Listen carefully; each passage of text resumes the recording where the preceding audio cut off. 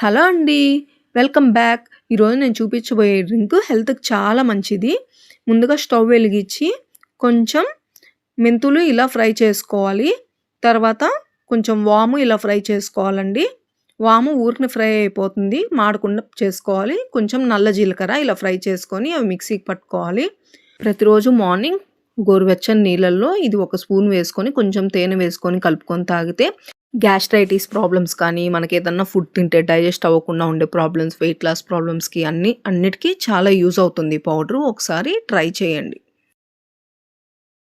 So, ఈ drink తాగడం వల్ల మనకు ఆ డే అంతా ఫ్రెష్‌గా ఉంటుంది. ఒకసారి ట్రై చేసి చూడండి ఈ టిప్‌ని.